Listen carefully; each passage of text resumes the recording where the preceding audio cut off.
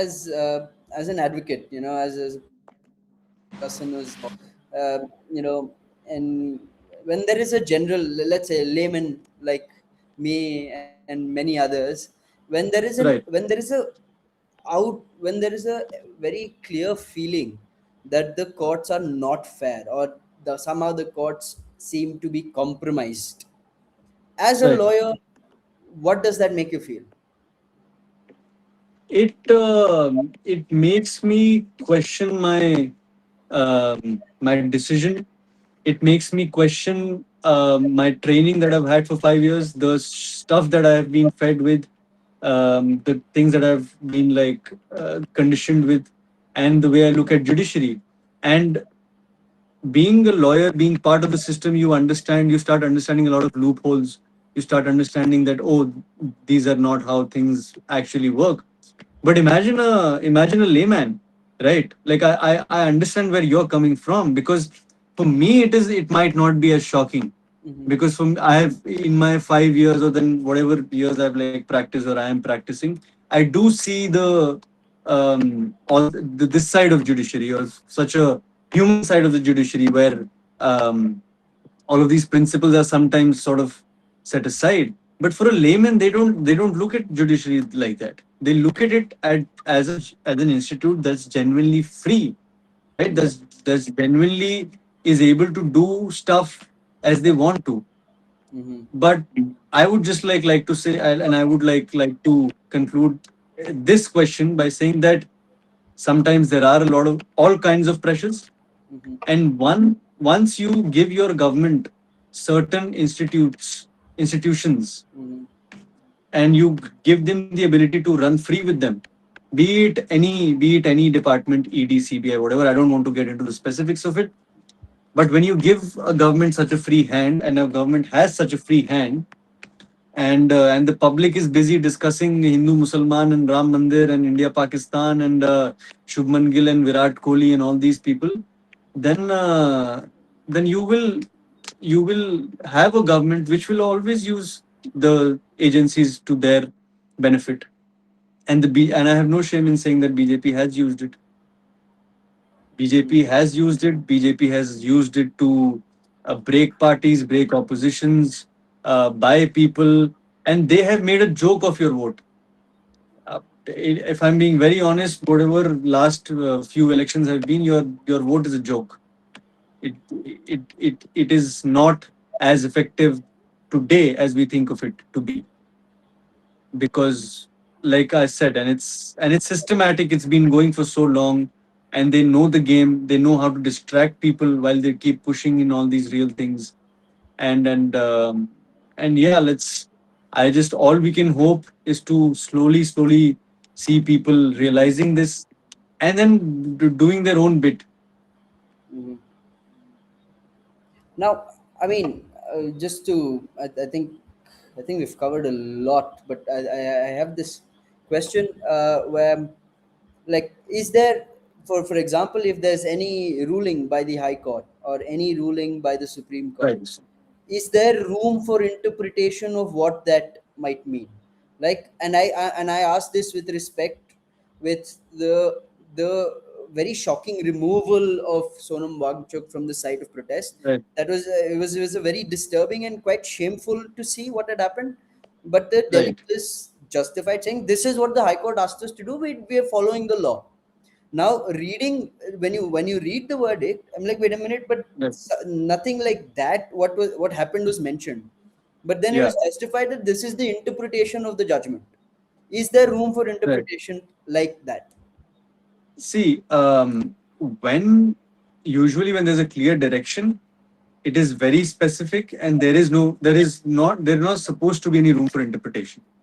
Of course, if somebody does end up like interpreting it in a different way, and then they start doing their own thing, then you can obviously go back to the court saying that this is happening. And that is what happened in this case as well, by the way. The Sonam Wangchuk being lifted and taken away, when it reached again to the High Court said, okay, nothing doing. Now we want Delhi police to preserve the CCTV footages. That is what the direction is. The current direction passed by the Delhi High Court is for the Delhi police to preserve the CCTV footages of that incident and in general, especially till all these cases are also pending.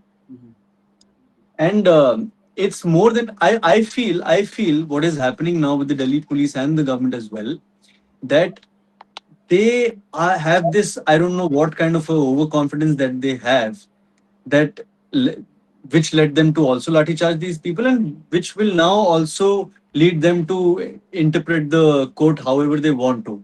Now, where that goes, how the court deals with it, with what strictness the court deals with it, is what all of us have to see. And I through this I urge everybody to not take uh, Delhi High Court or Supreme High Court orders and all of that. When you read any news, it is your duty to sort of just take 5 minutes, just analyze what the court has said. If you don't know what it means, ask a person who may help you. It's very important to be aware of the latest developments, because what happens sometimes is that court may say one thing, the media will pick that one line, and then it'll just become a completely different thing. So it's also very important for us to like regularly see it.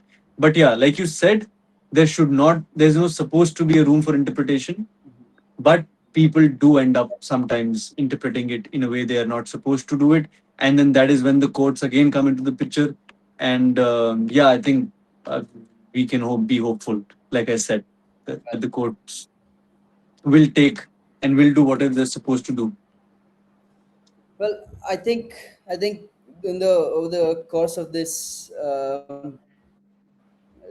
very detailed, very nuanced conversation, it was. I think we have gone into great depths about the role of the judiciary, the actions of the Delhi police on what has happened on July 20th, like the way they have behaved, and what are it's very clear. Like tomorrow, like whenever anyone sees this, anything that has happened to them unlawfully, perhaps I really hope can get that remedy possible. I really hope that justice is delivered. Uh, Right.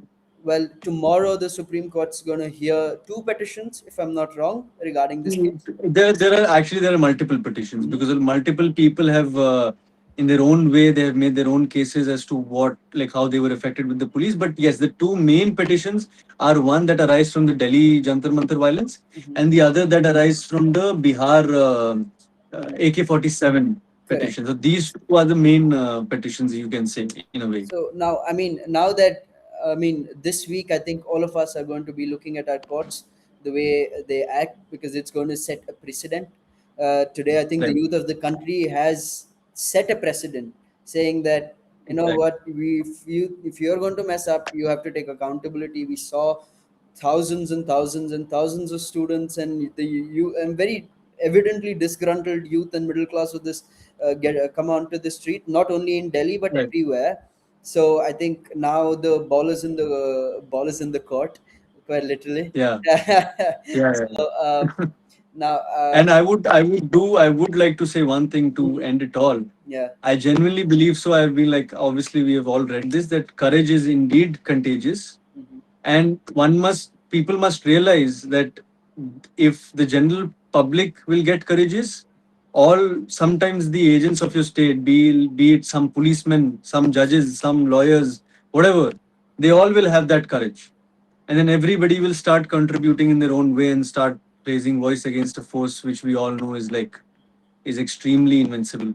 So it's very important to have that courage, and also to spread that courage as much as you can. I don't think there was a better note we can end this on. Thank you very much, Kamaksh. I think that has Thank you, been KB. a wonderful Yeah, discussion. I think we've covered some great nuances, and I really hope that there is a lot of faith. There's a lot of faith in a lot of people in the courts of this country, from the lowest of court to the Supreme Court of this land. yeah, People, whatever might be the political situation, in the end of the day, people do look to the courts for justice, correct, and that's a culture that we have had over the years, and I don't think, and that can only strengthen. And I think you've given us a beautiful thing. One, courage is contagious. Absolutely right. So it's only correct. way this our institutions also get stronger. Now, well, on that note, thank you very much once again. Uh, Thank you, Kishan, for having me. Thank I, you. of course, thank you to our director, Ashok, who's behind the cam, making sure all of this runs smooth.